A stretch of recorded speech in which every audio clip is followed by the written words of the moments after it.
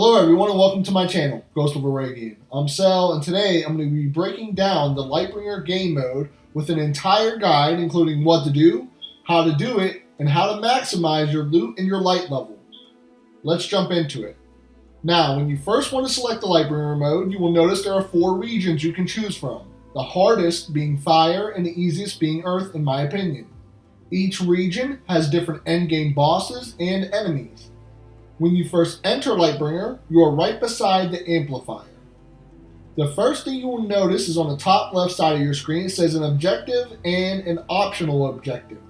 The first objective will say seal the tier. The way to find this objective is to simply follow the distance indicator, which always points to the main objective. But right below that you will notice it says optional, caches of light.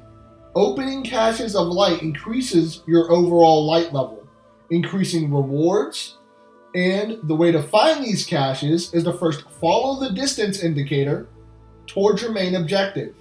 And while doing this, you will notice light posts along the way that you can hit to light up. Some of these will appear yellow and then point towards the caches. In some cases, you will need to pass the tier or the main objective and then find lights past it and hit them until you get a yellow one pointing towards the cache. When you get to this cache, an array of enemies will be lifelink to it. You will need to kill them and then open the cache. So again, you first enter Lightbringer, you do the side objective first, which is open the cache, by hitting lights along the path towards the main objective until you expose yellow ones. Then you follow the direction of the yellow light it points in. For the first tier, your max level is 10. You can increase level by killing enemies and sealing caches, or opening caches. Especially when they are in darkness, it increases the light level even more. After this, you will then go to the tier, which will require you to seal it, holding circle. Afterwards, an array of enemies will appear and you will have to defeat them. Sometimes during these tier sealings, you will have small objectives to complete, like putting crystals into something or killing enemies in a highlighted circle, or even having a single enemy with many smaller life-linked enemies that must be killed first. After sealing this tier, you will see a see-through circle again, and in which you can apply a bane or curse that will negatively affect you but improve your rewards. You will also notice a small circle of loot you can collect. Then you will begin to escort the light to the amplifier. You will also notice you have been uncapped and your new light level cap is now 15. You will have to kill 3 waves of enemies along the way while escorting the light to the amplifier.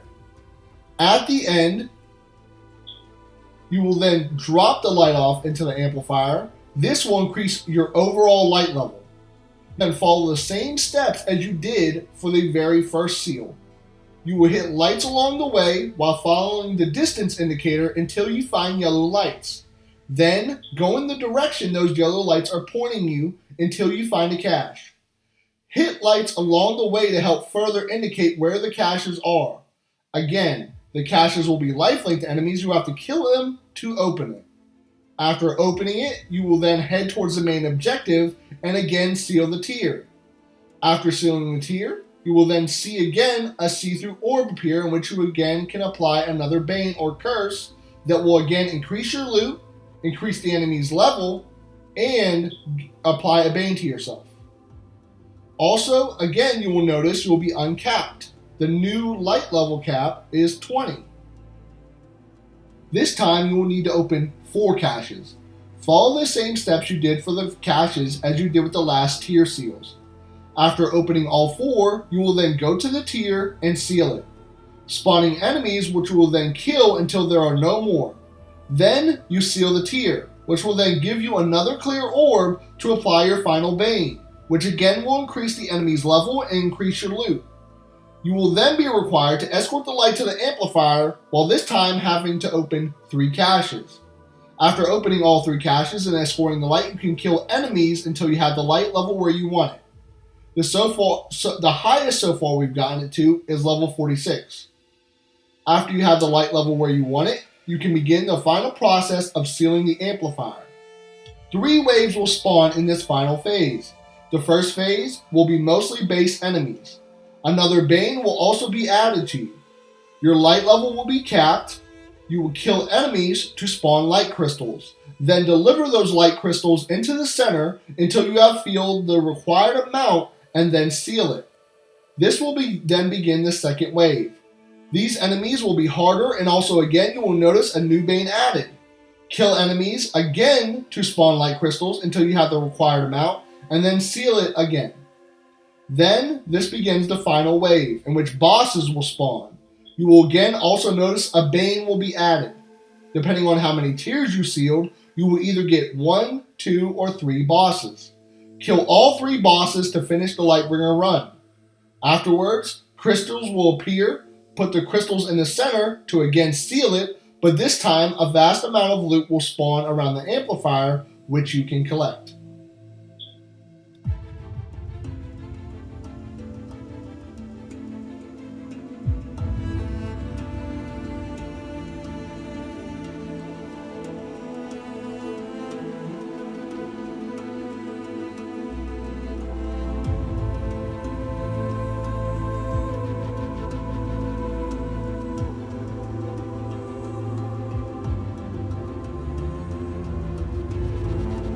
Now, let's talk about curses. Getting curses at first may seem difficult, but once you uncurse one item, it becomes quite easier with the rest, because you know what to do.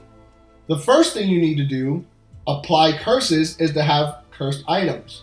For the lower curses, blue, and medium curses, purple, you can dismantle cursed items to receive a random curse.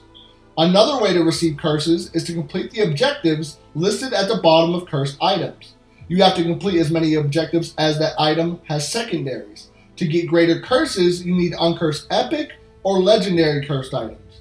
Doing this will give you random greater curses. You can first find how many curses you have by going to your resources and clicking R2. You can apply those curses after sealing tiers in Lightbringer, which will increase your loot but also apply a Bane to only you, but increase the enemy's level for everyone. The harder curses you apply, the better the rewards throughout and at the end of your Lightbringer run.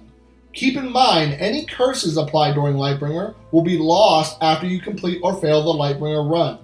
Every run requires new curses to apply. Now let's talk about cursed weapons and the best loot to get.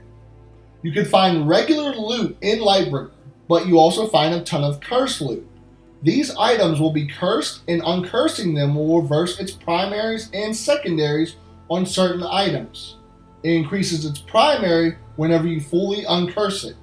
To uncurse these items, you complete the objectives listed at the bottom of the stats page for each cursed item.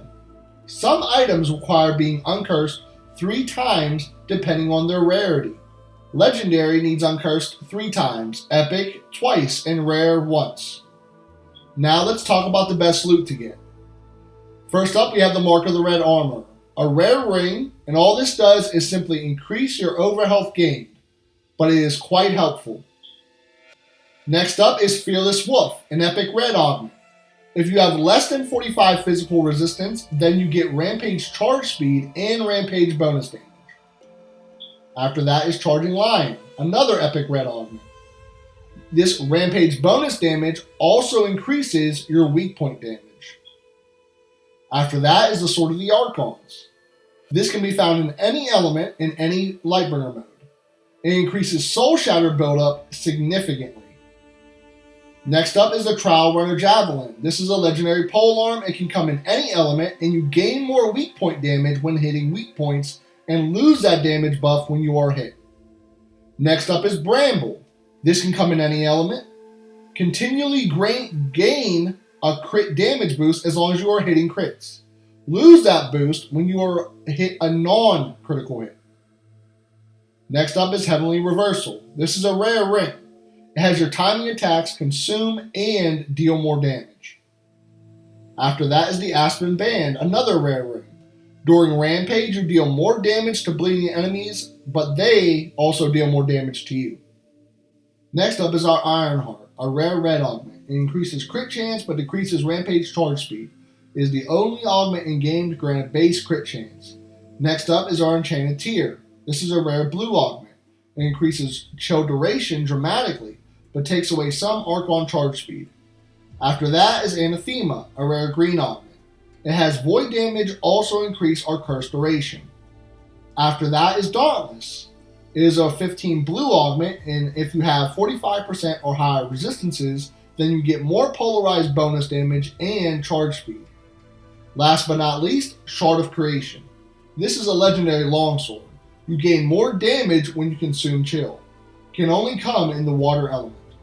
Well, that's all I have for my guide. Thank you all so much for watching. I have my second loot guide releasing very soon along with part 2 of my Bloodborne Get Good series. I'd like to invite you all to our Discord linked in the pinned comment and the description below. There we have guides, builds, and people who play every day. Thank you all again for your support, and until next time, take care.